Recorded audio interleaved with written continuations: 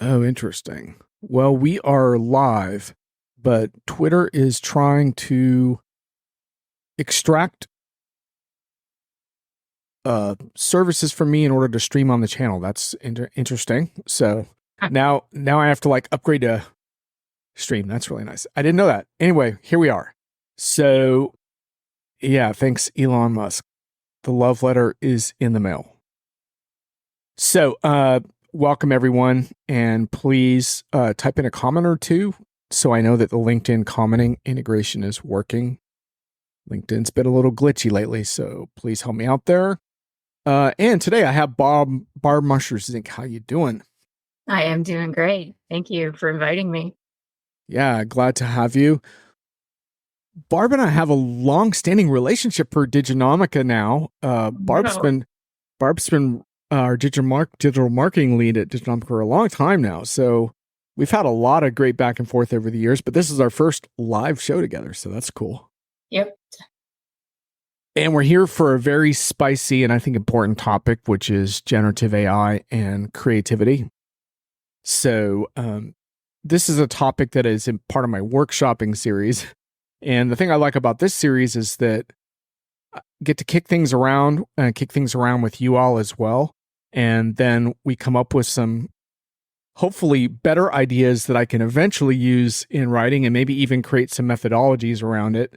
But first, it's got to be workshop, which takes a lot of our pressure off because we can just riff a little bit and see if we get anywhere.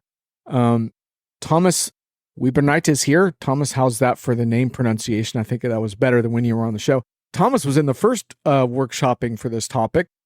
This is now the third. And in fact, when we did the first, at the same time, you wrote, I think, a really compelling blog post on this topic at the same day. So I didn't incorporate it into the show, except in passing, but it was called as Content Creation, the Best Use for Generative AI in Marketing. And that really struck a chord with me.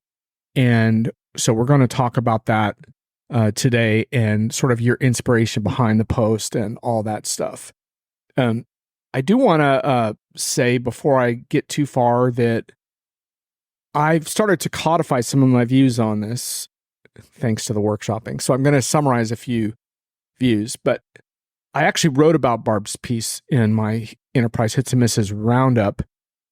And my quick response to is content creation the best use for generative AI in marketing? My answer, you can probably guess, an emphatic no. Via the proliferation of jargon-laden tech marketing copy from our helpful Gen AI bots, content becomes a commodity. Just who will be reading all this instant mediocrity? Marketers don't seem to have a good answer to that. So that was kind of where I started, but I think there is actually a lot more to it than that. This is a very complicated and nuanced topic, and that was kind of a hot take. But there's a lot more to it, and I want to just summarize a few of the views that are kind of coming together for me. And I have a confession to make. Last night, I was working with a friend on his using ChatGPT for content and for career advice. So I was up late last night doing that. So I have some fresh experience working with these bots on this stuff. Thomas says I almost nailed his name pronunciation. So thanks, Thomas. I'm getting better. I really butchered it on the show. So but I blame Google for that because Google actually had the wrong pronunciation. Welcome to the generative AI world, right? So anyhow, where am I coming from on this? Well, just a few things I wanted to throw out there. One is that, like, I've been a creator all my life, and I view human creativity as like a pretty sacred thing, which is probably obvious from the chip on my shoulder about this topic. And I think the experience of creation, of starting with a so-called white space and creating something, is one of the most magnificent and important things about being human. And the struggle to do that, like, leaves me in awe of the people who do it well. And I spent my whole life striving to do it. So I think it's kind of understandable maybe that I get a little defensive when it's implied that bots can do this now for me, especially when the reason that they can do it is because they've been trained on the backs of human creators that have not been compensated fairly at all for their efforts in that. So that's kind of like a little bit of the piece of that. And yet another piece is semantic, which is that all this spring, I saw vendors referring to creation when they were doing things like generating job descriptions. And so I have a semantic issue there. So in that case, I really want to talk about content generation, not creation. Because come on, job descriptions, I'm sorry, that's not a creative act. If I wrote a job description, I would not call that creation either. So so I got a little bit of issue with using that term too loosely. So that's another part of my problem. And the next part of my problem, I think, ties directly into some of the things that I think Barb is going to enlighten us upon. And I want to make the point that Barb is also a practitioner, and we'll get into that. So you bring feet on the ground to this effort in the marketing space, which is going to be really helpful to this conversation. But my other thing is that when I look at all the interesting and compelling use cases for generative AI, I see so many more inspiring and interesting use cases than creating substandard jargon-laden content. And I'm really, really worried that marketers will decide that the challenge to create exceptional content that earns attention doesn't matter anymore because now they can create all this stuff. And I'll see people saying, oh, I created this and that with generative AI. And I'm like, okay, but if everyone is doing that, don't we have a proliferation problem and an attention problem all over again? Now, having said that, I do see a couple of very interesting types of creation that I think does work well with generative AI. And I'm going to get into that a little bit with Barb also, because I don't think it's not all cut and dried. But I just wanted to sort of kind of frame for you all, because I'm a little lightheaded this week from some health fun. So while I still have some intellect with me, I wanted to try to crystallize a few things that I've learned through the course of talking with both Thomas and then last time around with Brent Leary. So those are some of the things that are on my mind. Now, this conversation can also turn into a job loss conversation, which happened the first time. And that, I think, is a kind of a separate conversation, like headcount reduction and stuff like that. To some extent, that is part of the creation conversation, especially around things like image generation, which is hitting designers, and copywriting stuff, which is hitting freelancers in particular. But I really feel that job loss around AI is a little bit of a separate conversation. So I'm going to try not to go there today unless you wonderful commenters take me in that direction. So with that prologue in mind, Barb, welcome to the show. Hello. Hello. Now, I want to talk about your post because I thought this post was so cool. And you bring the sensibility to your post that I think is really interesting because you work, correct me if I'm wrong, you consult a lot with CMOs and with content and, marketing teams, but you also did this in a past life. You ran marketing teams and you work with marketers directly on projects and campaigns. So can you talk just a little bit about how your experience kind of informs your work? Yeah, so actually I still do that. I have my marketing consultancy is a combination of content development and working as a kind of a fractional marketing director for smaller or companies kind of just getting started trying to hit the US sometimes. And so I run the whole thing from content creation, but also run their marketing campaigns. I help with their integration with sales. So I've kind of done all of that. And I have seen what works from my perspective and what doesn't work, and the challenges that we often see between marketing and sales and even support and service. Like that's just as equally bad sometimes. So that just kind of makes me think of the tools and the technology and what we need to kind of help streamline work and make people work better together. Yeah, and that I really valued that, especially when I was writing my dbook on the informed buyer, because you were the editor on that. And the thing you would always come back to that was great for me, because I tend to get a little idealistic about what I think marketing should be capable of. And, I have these lines around how marketers need to become journalists and salespeople need to become advisors. And I get kind of like strong about that. And you were incredibly helpful to me in terms of kind of bringing things back to the practicalities of what really works and what doesn't in the field. And I think that's a real strength of your writing. Would you agree? Yeah, I think I bring that perspective, and I think about that when I write about a story or a new product or I interview someone. I think about how my experiences were and what's different and why it's different. So I try to bring that anyway. Indeed. So let's talk about your post a little bit. So you have this post, and it's not the only time you've written on this topic, by the way, but I just thought it was an especially good hook, and it was a recent post as well. But I encourage folks to look in your back catalog for more of the same. But it was Diginomica post entitled, "Is Content Creation the Best Use for Generative AI in Marketing?" So what kind of inspired this post? I know there was a report from the CMO Council that was part of it, but what inspired you to write this? Yeah. So this report was it put sent to my email, which I get tons and tons of reports that are kind of like this. And I looked at it and I thought, yeah, I want to write about this because I want to know what CMOs are doing. And then I started reading the report and I'm like, there's nothing here. But this is interesting. They're saying they want generative AI, but the thing that they really want it for is content creation. And I'm like, give me a break. Like, we've been talking about this crap forever. Can we not find a better use of generative AI in marketing? So, and that's why I kind of went in that direction. Like, okay, yeah, so what? You can do that. That's not the value that technology brings to marketing. Right, indeed. And I'm just looking through here. There were some really interesting stats around what marketers plan to do with generative AI based on that report. But when I did a summary of your article, like a couple things that really jumped out to me.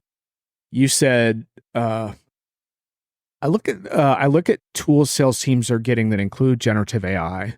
Tools like SalesLoft, Outreach, and 6sense provide sales teams with deep insights into customers through tools that analyze account data and provide summaries and insights on meeting. Yes, it also helps to create content, but for me, it's the ability to find those insights so much faster through prompts that's most important. Can you say a little more about that? So yeah, actually, and I'm just writing up a piece about Gong, which is the same kind of situation. All these sales tech tools are taking advantage of leveraging generative AI to go back in deep into the data that they have to understand the customer better and how to talk to them, to understand how the salespeople are working better. So, it summarizes meetings and reports, but it also looks for the commonalities and things like that amongst the people they're talking to. And it actually finds and recommends ways to move forward. And not all of it is completely 100% automated. That's what I kind of like about these technologies. They bring up the information. Generative AI you'll ask it a question, it'll bring up the information for you. You choose and pick and choose what you want to use out of it. So it's not like you're giving AI full control over everything. It's actually helping you become better at your job and lets you focus on the things that are more important, like talking to the customer and doing that kind of work. And I'm just so impressed with what these sales tech tools have been able to do and what they continue to do. And yet I'm a marketer. I'm trying to hear what's going on from the marketing technology perspective as well. And all I keep hearing is, for the most part, not 100%, I've seen some nice stuff, but mostly what I'm hearing is you can generate your emails and you can generate your blog posts and you can SEO, improve your content. And it's like, yeah, I know, but what about telling me how how these leads are doing in my database? Like, how many people, and how do I get better, understand them better, and create better campaigns around them? So things like that I'm looking for from a customer perspective. But what I also don't see is from the back end marketer perspective is, how does it help me automate my processes? So how does it help me build an entire workflow and automate that workflow for me? I don't see anyone talking about that. So if you are, let me know. Yeah, and I'm about to write a piece on agents in the next few weeks, I hope. And that automation thing is fraught with a little bit of peril because of some of the sort of lack of consistent output issue. You have to be a little careful about over automating too soon. But I do think once you get a process that works well, then automating that process and being able to summon that automation easily is really cool. And I totally agree with a lot of your sentiments there. And I feel like despite the fact that I acknowledged already that I have a pretty big axe to grind around this topic, like I feel like I've also tried to be really open about what works with these tools. And one things I'm super impressed by is some of the summarization stuff. Like that's one thing that's really caught my attention with, like, even things like meeting transcripts and stuff, where I'll get like summaries of the most important topics. And like you said, also like a pretty good attempt at what the action items are from that conversation, right? That's pretty cool. And like you said, the next step is starting to draw some insights from that stuff, which I think is doable. And then also being able to like start automating certain steps. Would you like me to take care of this? Would you like me to trigger this campaign for you? Like, because a lot of those campaigns are already automated, right? And so if you're prompted to activate that or whatever, it's like, oh, sure, go ahead. And I think that kind of stuff is like really, really worthy of conversation. Thomas has a comment. It is not only automating workflows, but ultimately about smart applications that are capable of adapting to changing user needs. Yeah, Thomas, I don't think we're there yet, but I am going to get to some of that a little bit later. I did want to say one thing though, Barb. I think there's this whole semantic thing around content generation. I would really want to caution marketers. There's a huge difference between this is helping me to write my emails versus this is helping me to write my blog posts. Like, and I'm really going to push back on using this stuff for your blog posts. Marketers, please be careful. Like, I don't know if you tried some of these tools. Like, I've tried the LinkedIn one. Like, I'll take my post and then put it through LinkedIn's thing. And what I get out of it is like this jargon-laden, like, corporate speak. Because that's what these bots are trained on and that's what they push. And I just want to encourage enterprise vendors that that's not how you communicate with customers. And taking that jargon out of a post is a lot of work, actually. So, like, I'm really skeptical about blog posts, but there is another content use case that I do like that I'll get into in a little bit. But I just wanted to sort of draw a line in the sand there because I think there's a difference between having it write your internal correspondence for you. I think when you take the leap to having it write public-facing content, you need to bear down a little bit more carefully on what the goal of that post is. Because a lot of these posts are just not performing well in the real world because people look at them and they're like, what does this even mean? Like, the first time a CMO showed me a post that they wrote using this tool, I was like, oh my God, like, could you be more jargonistic? Could you be less human? Like, come on. So anyway, sorry for the rant there. No, but I will be honest, I have seen some content that's generated by AI that's actually not bad. So I'm not 100% opposed to not generating your content. I just don't think you definitely don't take it completely as it is. And you do, if there is a lot of jargon in it, which yes, some of the tools do, and I've tested enough of them that you just rip that stuff all out. And sometimes you're just left with kind of a skeleton or a bare bones piece of content that then you bring your creativity and your storytelling skills to. And that's what makes it special. Yeah. And if that works for you, like, I'm not going to knock that. Like, if you actually prefer to go in and revise something, but I do want to make the point that that's not a revolutionary tool. That's a productivity enhancer. That's not changing your labor, time, and investment dramatically. I'm sorry, it's not. It's helping you to create, and especially, for example, if you have, let's say you have a language issue in that language and you have a hard time writing, or you're more of a visual person, then I totally get that. But I'm just saying, like a lot of people have shown me stuff. I just haven't seen anything that I feel is really exceptional. Now, having said that, like, I think there's really three kinds of content that enterprises, like public-facing content that enterprises need to think about. One is what I might call like thought leadership stuff, which is more like speaking for industry know-how, opinions, really sharing like what your brand cares about. I don't want to see Gen AI content for that. Then there's another form of content, which is more like customer case studies and stuff like that. I could see a little bit of that, but again, it's got to be based on human interviews and human discussions with customers. So there's a lot of human in that one, but I could see playing around with that a little bit. Where I do like Gen AI more, and you could tell me what you think, Barb, but I like it for what I call helpful content. So in other words, if you have a bunch of internal documentation on your products and or perhaps like services and service response escalation and stuff like that, I have no problem with thinking about using generative AI to like generate helpful content on that topic and like post stuff on that. Because I think that is more about like The helpful stuff is more about the quality of the information. So if you actually put into the prompt quality information, you're probably going to get pretty decent stuff. And when you're trying to resolve a problem or learn about a product, a little bit of jargon is actually expected. And so to me, that's a really good use case. I don't know if you agree, but I like that one because I think if you point it to the right data and the data is good, I think you're going to get pretty good stuff out of that. And so I like that concept, and I do agree. I think that one of the biggest challenges for companies is that their product data, product content is not clean. It's not complete. It's not whole. Right.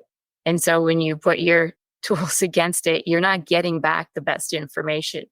So they have to really do a lot of work Right. to get that information ready in the first place. So would you suggest to like a company like that they could be, I talk about this concept of AI readiness, but do you think like a company could like look at that and say, okay, let's start cleaning that data with the goal towards publishing more of that? Would that be like viable advice for a company? Like, let's pick an area where we would like to get better and then kind of build on that, see if we can build momentum? Yeah, I think people are expecting more of that content to be publicly available to them. And even customers more for self-service and things like that, and customer support teams. So that's a really great place to start to clean up your content, clean up your data, and use generative AI to help surface that data faster for them. Yeah, and Thomas is saying for automation, I do not necessarily need Gen AI. True. And, but there are times where I think being able to invoke certain automations as part of the follow through of an interaction with an LLM can be like pretty useful. So, all right, Barb, let's go back to your post for a sec, because there's so much good stuff in here. So, all right. So I quoted you. I said, think about what Tribble is doing with generative AI, creating RFP responses through a chat interface with the tools sales teams use every day.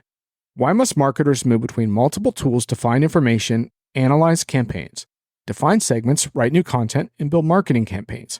Content stack is right. That functionality needs to be pulled together in a single interface to create personalized experiences. Say more about that. Yeah. Marketing automation tools, email, content generation software, whatever.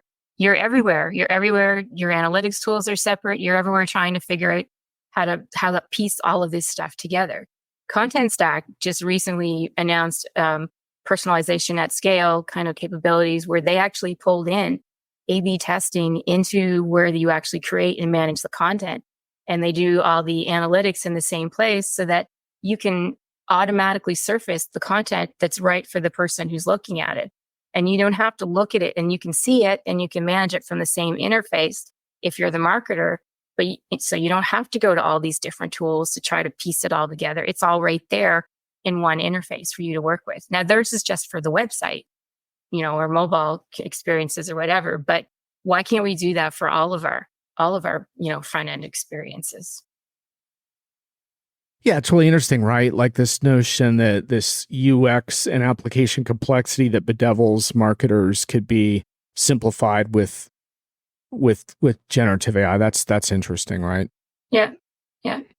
And we talk about HubSpot. We were talking about HubSpot earlier, and they're kind of interesting. They have this one platform that supports sales and marketing, and all the data is in one place. Yet you still have to go outside of HubSpot to find certain things.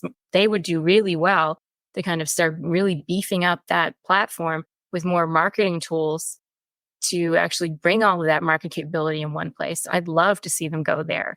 Maybe they are, and they're just kind of being sly about it. I don't know. So tell me a little bit about your own work, like true confession time. Let me see if Thomas did. Like how much are these tools impacting your own work? Because I think a lot of times, like what I find is that folks that are more independent, shall we say, like yourself, actually have more success with these tools in a way because you have more freedom to experiment with them, and you can kind of plan for the gotchas and weed them out and stuff without worrying about rolling it out to a bunch of employees and what they're going to do. So have you found some of these tools useful in your own work? You mean for me personally, or for yeah, for you personally? I have used some of them and worked with some of them. And I do find that I learn more about how they work And when I use them, I think about how they would work for a actual business. And that's why when I go into a business, I don't have to start from scratch. I know what to ask. I know the questions. I know how the Mhm. tool works, so I can ask them the right questions right from the get-go. And I think that's kind of one of the good things that I think has helped me. But I do like to play with tools a lot. I like to see how they work. And even when I don't get to use them, I like to play with them. Yeah, like last night I was working with a friend on some stuff and he was signing up for his Chat GPT account for the first time. And what he had done, he has a lot of skills, but is trying to understand his career direction. And what I really liked was when he fed in like some of his advisory sessions and some of his journaling around that, like, and asked like the system to like give him potential job titles that would make sense for him in various ways. Got some really good ones and like really good descriptions of those potential jobs. And I'm like, that's actually really useful. Like, is like 11 o'clock at night, you got someone who's in a career transition and like spitting out information that's actually pretty good. I was trying to get him to then ask the system like, okay, how do I get this job? Like, how do I get from point A to point B? And we kind of lost time to like get into that in that one sitting. But like again, I think it's a lot of it to me is is understanding what the strengths of these tools are and then like really using more imagination around like what they can be good for. And one thing I do think they are good for, like as far as strengths that we haven't talked about, is sort of changing content modalities, so to speak. So I haven't like used them to generate PowerPoint slides yet, but I'm kind of interested in that because I suck at slides. So like if I was able to kind of give a page or two of notes and say, can you turn this into a slide deck? That's a use case I think is really interesting. And I think in general, like these use cases around shifting from one form of media to another, and especially the language for global companies to shift into multilingual formats and stuff like that. Like to me, that's where, like, instead of idealizing the creative function, like looking at some of these other things that are just impossible for humans to do, right? You couldn't get like your small skeleton crew of content people to translate into 50 languages. And now potentially you can. Now, granted, you do have to be a little careful because sometimes those language translations are not perfect, and occasionally the mistranslated stuff can be very like embarrassing and sometimes even costly. But in general, I think it's really interesting to look at the tools from those perspectives. And obviously, you could combat that a little bit by potentially hiring someone to go through and at least take out the worst gotchas or whatever, you know? Yeah. I have a client who translates all their content into Portuguese. And we use WordPress, so we use the WordPress translation tool for all the website blog content. And then I use Google Translate for what I post on LinkedIn or whatever. But we have a person who is in Brazil who says, yeah, that's not how we say that. And then you have to change the content because the Right. translations are not perfect. They're just subtle, slight things for that country or how they would use that language. Right.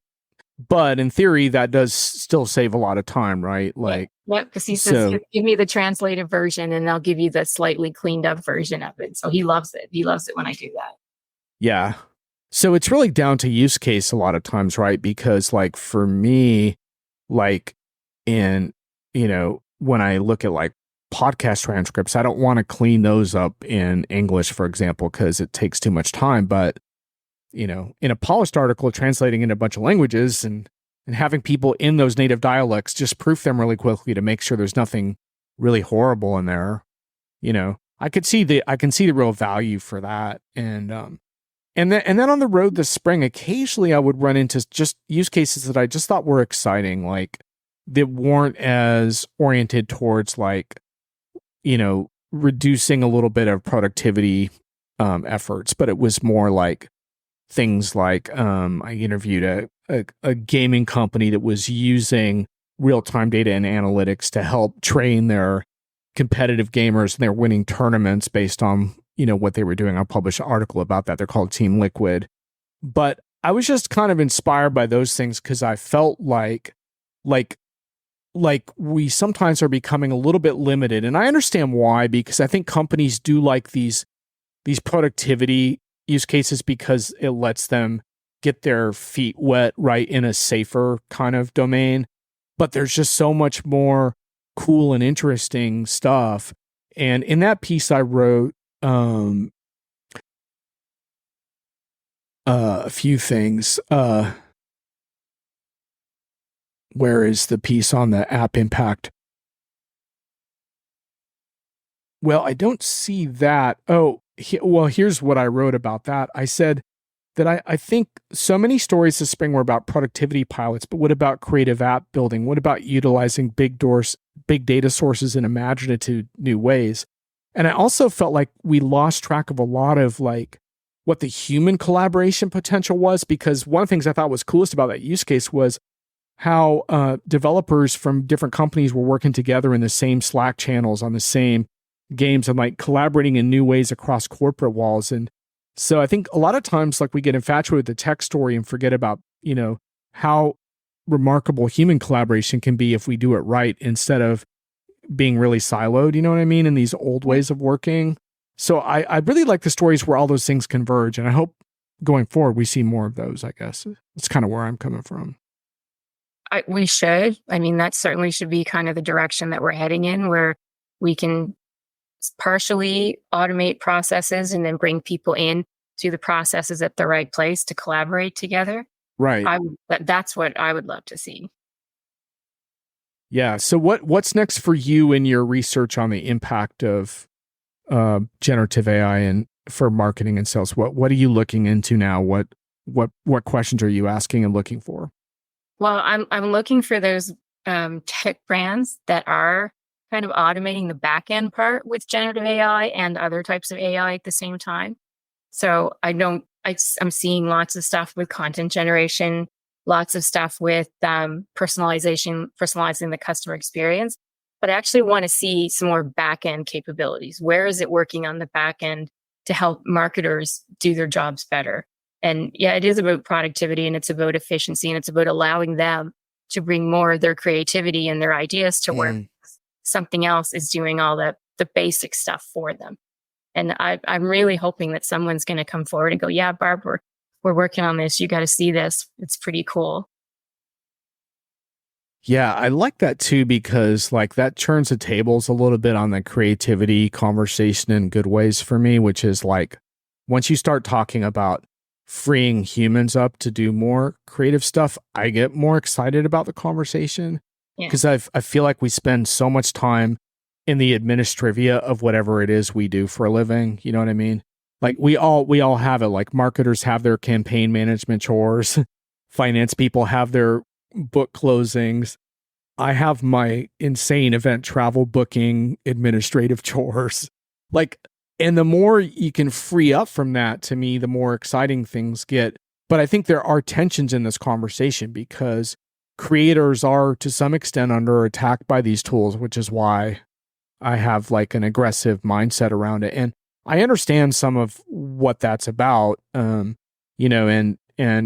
obviously it's been a big issue with Hollywood writers and there's lawsuits going on around IP right now. So there are real issues there, but I struggle with it inside corporate environments just because I feel like there's so many other cool things you can do. And I'm not saying don't talk about using generative AI to write certain things, but I just think people have just overemphasized that versus these other, what I feel are more exciting things, which is free humans up for creative stuff. And not just creative stuff, right? I mean, it could be also forward business planning and whatever. Maybe that's not as creative. I don't know. It depends on how you define it. Or maybe it's just customer facing stuff, right?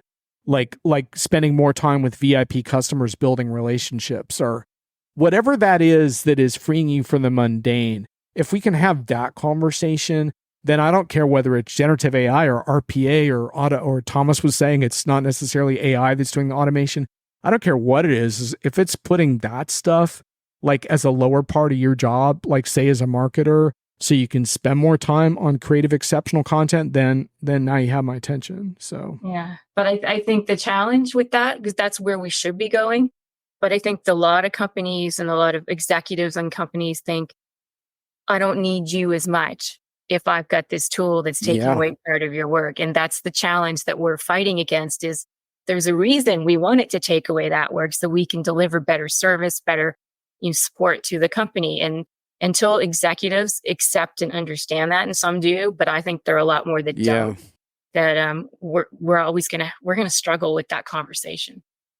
Yeah, right. And that's a little bit of a company by company thing too, right? Where companies, as part of their AI implementations, need to figure out what their narrative is for their own workers, right? And tell them what that story is, right? Like, and be honest about it, right? Like, is this something we're using to, because costs are tough and we're looking to streamline whatever?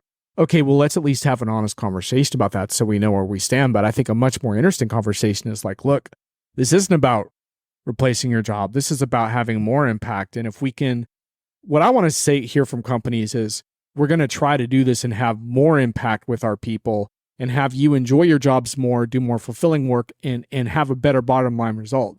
And let's see if we can prove that that works first. And if that doesn't work, then we can go back to all the bullshit headcount reduction, whatevers. But like, let's at least try and see, right? I mean, because that's just a much more energizing vision for where work could go next, at least as I see it. Because it's interesting that those companies will do these big layoffs and then they'll turn around 6 months later and do a big hire, and they're hiring for a slightly different skill set. But if you just taken the time in the first place to work with the employees you had, you wouldn't be in the situation you're in right now. Indeed. And I do think it is interesting too, like, because I do think that there are definitely efficiencies around some of these tools, especially if they're supporting creative work. And one thing that I said in that Team Liquid piece is, though I've hammered on AI and creativity, I do think AI can play a purposeful role in creative pursuits, gaming included. I just want to see the tools in the hands of creators rather than having market conditions dictated to creators by big tech, which is more interested in pure AI scale than the irreplaceable role of human excellence and reinvention. And so, like, part of like where I'm coming from there is I feel like these tools do really help. I mean, I've certainly seen it with video. I mean, so I don't know if you've experimented with this, but for me, like, I've written about this on Diginomica, but the ability, and you have too actually, is the ability to like take this show after it's over and then have an AI tool like chop it up for me into the best clips, like, is so huge for me. Like, because I just not in a position to do that. Like, things are moving too fast. And so now I can put out clips that like really give people a glimpse into this conversation, because let's face it, like, a lot of people aren't going to watch an hour-long video if they weren't part of the live discussion. So, or however long we end up talking. So the point is like I really like that. And I think a lot of marketers are finding that AI is incredibly valuable for editing and creating certain kinds of content. So like, I'm all good with that. I just like this better when creators are dictating the terms of how these tools are being used, rather than people saying, "Oh, I just created this or that, and we don't really need you anymore." And and having said that, a lot of freelance creators are upset about this. So I don't want to diminish that. But I just think we can flip this conversation around, I think, and have a much better one. And that's kind of what I'm hoping to do, at least what I'm trying. So I think there's a lot of video creators out there, I've noticed on LinkedIn, that actually take advantage of this technology to to provide these services for people.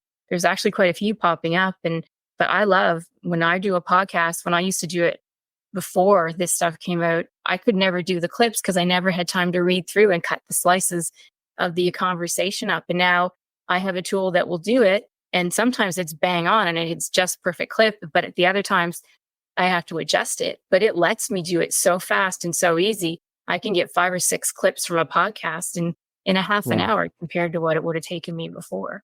So yeah, I love this. Yeah, for sure.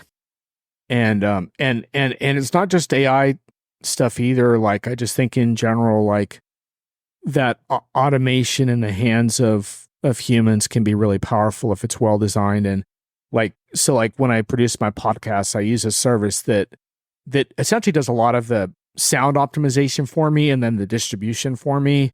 And again, like, anything I can do to focus on the creative part, like, that's when I get excited about the technology conversation. But one of the things that I learned in the workshopping series, and also kind of before I did this series, but it kind of crystallized, was the point that you made, which is like, you have to be careful about assuming that people will use these tools with the best of intentions, because a lot of them will not, either because they don't have good intentions or because I think in a lot of cases they don't necessarily have a good sense of what the best approaches are and what really works well. And so my hope is that having these kinds of discussions nudges that in the right direction. And I hope more vendors take the time to produce content like this also, because educating people into using these tools, I think, is really important. There's been this idea that if we build responsible tools, they'll be used responsibly. And I think that's too simplistic. I think this kind of stuff, these kinds of conversations you and I are having, I hope more vendors have these kinds of conversations too, and create, how-to content based on it and stuff like that. So, because I think that would help a lot. I interviewed a professor of professional writing yesterday on my podcast, Lance Cummings. And one of the things that he said, he studies AI in content strategy and content writing. And one of the things he said was, we have to stop just accepting the tools as is and using them. We have to learn how to create them ourselves. Like, because this technology is not just for certain people or companies. Everybody can learn to use this and practice it and test it and try it and find different ways to leverage it. And I think everyone has the capability to do that. That's how easy it is. Not easy, but that's how open it is for everyone to use. Yeah, and I think one of the interesting things, we've been writing about this some on Diginomica, is like the ROI of this is also a factor, because these tools are not cheap. And so even if it in theory helps you, the cost of this might be being subsidized in some way that could change, so like OpenAI, like increasing its pricing, or a vendor changing its pricing model. And I think a lot of customers are going to have to factor that in also, right? So this helps me do my job better, but exactly what does it cost as well? And how do we sort of understand that from an ROI perspective? And that's going to be a big part of this conversation too, going forward, that I think is part of the thing too. It's not just how much does it help you, it's like, how does it factor in? And there are things that are going to help that. There are going to be ways of running generative AI more efficiently, but in the short term, it looks like that's going to be a big concern also. So, yeah, but that's not new, right? Every time we get a new kind of technology advancement, we go through the same thinking and thought process and exercise of how does it make us better? Is it better, budget wise and all that stuff? Like, this is just another one of those tools. It's just coming faster because it's faster. Yeah. Well, also, yes, but it's also because for these tools to have made the advancements that they made required massive data sets, and they need massive data sets that are so these tools are on the high end of how expensive tech tools are. And so that's why this conversation is, I think, a little more intense, because, companies will, be under pressure to kind of rationalize those investments a little better going forward. And I just read about this Goldman Sachs report about that, where once the financial market starts saying, what is this actually gonna, where's the killer apps? How's this gonna make us money? Because the financial markets don't consider like meeting summaries a killer app, for example. No. So that's not going to compensate for the amount of money that it takes to train these models and stuff like that. So, unfortunately, right now, the killer apps are things like deepfakes and disinformation at scale and stuff like that, which is less of an enterprise concern. But I think a big concern for those of us who care about democracy and things like that. But, that's a different podcast entirely. We're not going to go there in this channel. I'm much more optimistic in that context around what the enterprise can do about this. And, and it's people like you that keep me informed. So I really appreciate that you wrote such a thoughtful piece and that you're on the beat for us writing about this, because I always look forward to what you're going to think about it. Because I'm like, well, Barb's going to put this to the test in the real world, and then I'm going to find out. So, yeah, it's been definitely fun and interesting. And when generative AI, OpenAI first came out, it's been 2 years now, I think, or maybe it's been a year. I can't even keep track. I was kind of on the fence, and I have slowly adapted that. Yeah, we need to figure this out, and we need to figure out how it's going to help companies, as opposed to just throwing it in and letting everybody kind of flounder around and use it. Like, we need to find the best ways to use it. That's what I always like to do. Yeah. And in the in the enterprise space, Thomas, I don't think there's a killer app yet by any stretch. But there are some interesting use cases. Like I think some of the stuff going on in support is good. I mean, every week we hear stories about bad support chatbots like that make headlines. But I just did another interview today with a company that has really essentially neutered the language model and made it behave for much more specific and focused support requests. And they have numbers to back up use cases on reducing support volume and customer satisfaction and stuff like that. I don't think that's a killer app per se, but I do pay attention to that use case because I think it matters. For AI, I would say, like, not for generative AI, but for AI, I would say that e-commerce personalization is a killer app. There's just no denying the effectiveness of e-commerce personalization, whether it's Amazon or Netflix. Those recommendation algorithms are financially effective. So I would say that is an example. But unfortunately, Thomas, the killer apps are on the consumer side, and like I said, it's deep fakes, disinformation at scale. Oh, bad fraudulent SEO sites would be another one. You can spin up entire sites of bogus content and trick Google, and Google isn't smart enough yet to keep up on that in its search. So that would be another killer. I'm sorry to be negative, but these are killer apps. Oh, and the other killer apps that are kind of interesting, and I'm not sure if you would call them negative or not. Some of these bots this new generation of bots are much better around like interactive chats. And so some of that is pornographic in nature, but some of it is not. And the second largest site, I'm forgetting the name of it now. I'm sorry. Like I said, I have a little weird health week. The second largest site to OpenAI in terms of bot interactions is one of these relationship apps, but it's not quote unquote erotic in nature, but it's more companionship stuff. That's actually a killer app. People will pay for that. And they will use it. And then there's less, more adult oriented versions of that. And those are also, I would say, killer apps. They're making quite a bit of money right now on that. And OpenAI itself has a killer app. Their revenue stream is quite high. But that's not from the enterprise side for the most part, though their enterprise revenues are increasing. But I think the enterprise is going to be much more complicated for OpenAI. But from a consumer side, people are using these bots and enjoying these bots. They're not all using them for productivity purposes. They're using them for a lot of other purposes too. But yeah, I don't think on the enterprise side we've seen any. I mean, Barb, what, do you think there's a killer app coming that you're watching? I haven't seen one. I haven't seen signs of one yet. It would be nice to start seeing more stuff that got you really excited about what's going to happen. But no. I think for me, like, the most exciting part is the part that impresses me the most is that free flowing kind of chat experience. Like, I just think that's cool. Like that you can ask a bot almost anything, but that doesn't really work in an enterprise context. And enterprises need to really lock down on that and prevent so-called hallucinations and focus on more accurate content. And so, like, when I saw these service bot demos today, and unfortunately they were boring in that context, right? Because they're restricted. You can't ask your service bot whatever you want. You're asking it very specifically about certain product issues and stuff like that. But the thing I really liked about the demos I saw today is that oh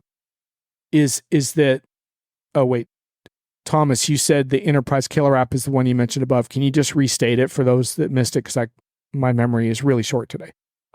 So like, what was cool about the bot was how much more sophisticated the bot was than, because you have those bots for a long time now where you call a call center and it starts by telling you your account balance and you have a payment overdue. Would you like to make a payment? And, some of those systems will process your payment or whatever.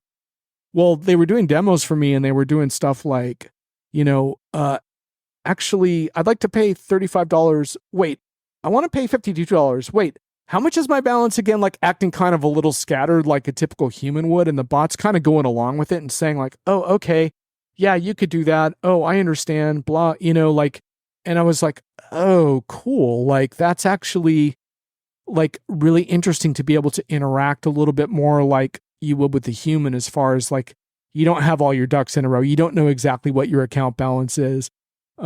Things like that. I don't think that's necessarily a killer app, but it's cool. The reason it's not a killer app is because it still requires too much human in the loop. So, quote unquote, so some people hate that phrase.